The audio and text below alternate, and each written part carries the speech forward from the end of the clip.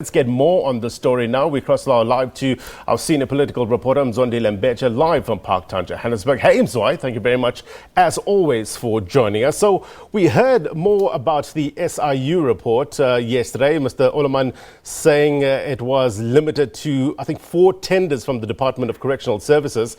He says the investigation commenced in 2007, and I think a report was issued back in 2009. And he also, Mzwai, alleged that Bosasa was privy to ongoing investigations and the status of those investigations. Tell us more. Oh yes, Blaine, a very good morning to you. It was an interesting testimony yesterday, given that we were hearing from someone really who was at the forefront of compiling that SIU report that everyone is speaking about. That SIU report, as you correctly say, that was looking into those 4 tenders from the Correctional Services Department.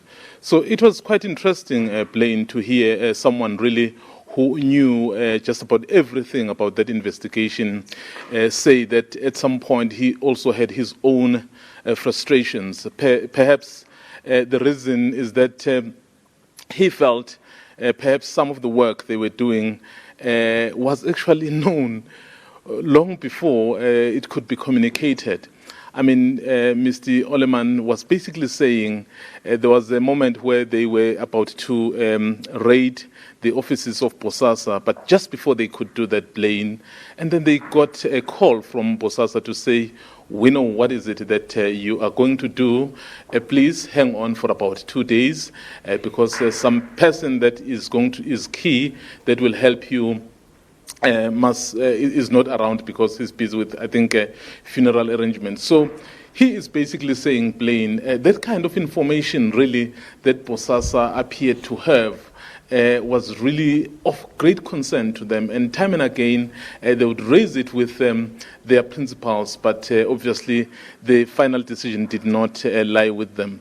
He also said it was also surprising from his point of view that the arrest only happened, Blaine, 10 years later. Remember, this report was compiled in 2007 and concluded in 2009.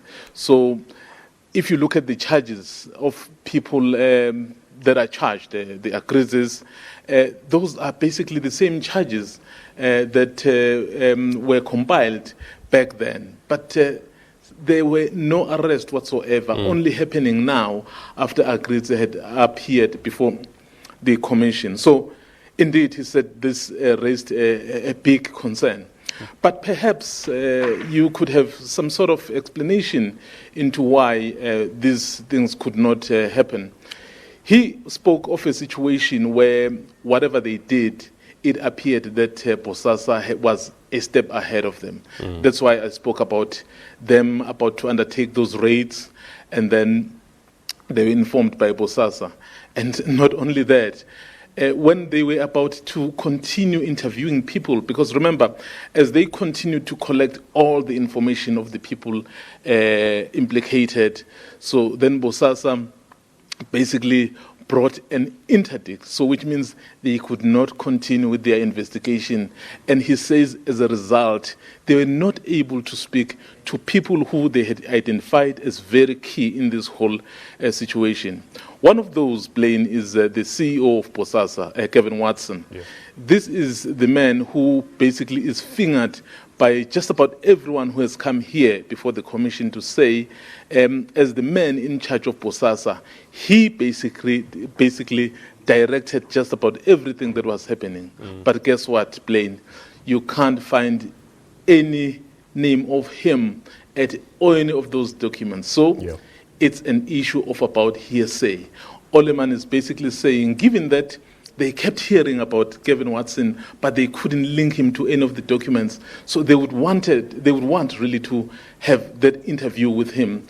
But given that interdict that Bosasa brought, basically because Bosasa did have prior knowledge of what is it they were doing. So it basically armed them nicely before SIU could do anything. then Bosasa was a step ahead, and then the interdict was successful. As a result, they could not continue with what they wanted to do. Paper trail is key in any investigation. Another man very much in the spotlight is Angelo Agrizzi. In terms of Angelo's evidence, Mzwai, what aspects did Mr. Oellermann corroborate?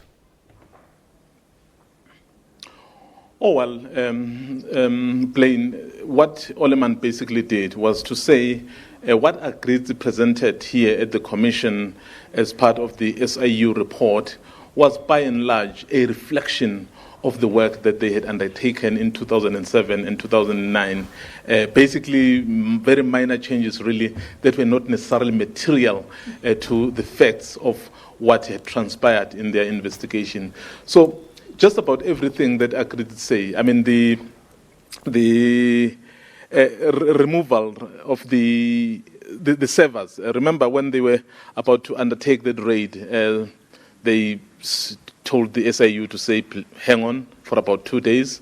And then Agrizzi had said all of those things to say, as a result, they got the opportunity to delete some of the evidence, to go into the servers, to try and remove every evidence. So those are all the issues that Oellermann is basically confirming. So by and large, what we have been told by Agrizzi is being confirmed here and corroborated by Oellermann. And of course, Oellermann, you know, would be the man, given that he was the lead investigator. But of course, he did indicate his frustrations with his principals, given that the investigations perhaps did not go the way they would have wanted, because he is even saying, as they continued with their investigations, remember it was Correctional Services Blaine, but they did pick up that even at Home Affairs, there was a number of illegal activities taking place there. At AXA, but remember, the proclamation had limited them to the Correctional Services Department, so they couldn't really go further than what they had been asked to do. Yeah, in terms of that proclamation, he was saying that they need to stay within the parameters of the proclamation, so difficult to venture either way in terms of other investigations. But the Commission also heard, Mzwai, evidence from Patrick Mlambo in relation to the camera installation inspections. These reportedly were security installations were done by Bosasa at various houses. What stood out for you in this regard? Oh, well, Blaine, remember that one of the witnesses that testified before this commission was Richard Leroux. Richard Leroux, in fact, he will actually also appear before the commission sometime today.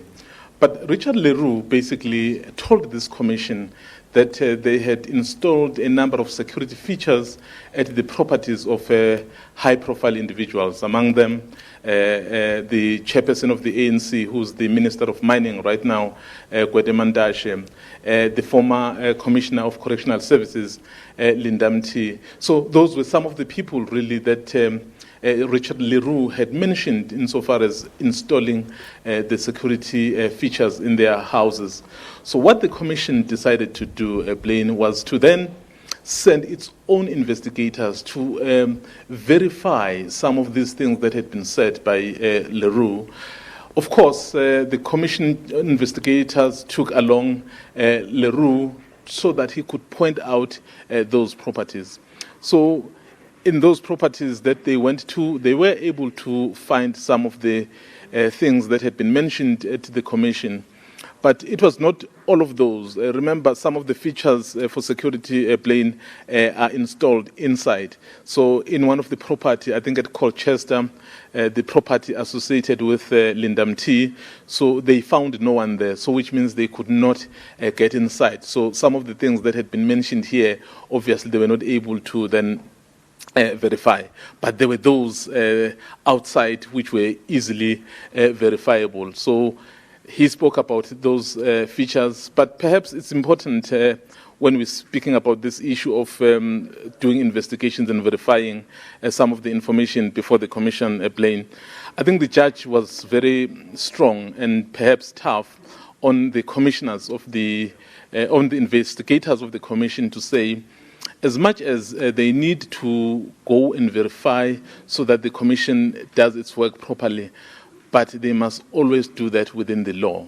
So that arose as a result of the presentation that was really being done by Mr. Mlambo, saying when they were at Gwedemandashe's property, I think in Elliot Dale. So he was mentioning that we went into bedroom 1, into bedroom 2, and then the judge said, you know what, without the proper arrangements, so you can't then, simply because you are investigating, then in the process violate the rights of other individuals. So I think the judge was very clear there to say, so we must know what we are doing, because it won't make any sense to try and correct things, but in the process of doing that, we are also violating the law ourselves. So that was one of those things that appeared plain. So we expect him, Mr. Mlambo, to continue, because he hadn't concluded on those properties that he was mentioning. The Deputy Chief Justice really emphasizing that proper channels need to be followed indeed. Thank you very much indeed to SABC senior reporter Mzondi Lembecha, live for us in Parktown, Johannesburg. Mzwai, thank you. In other news, every April,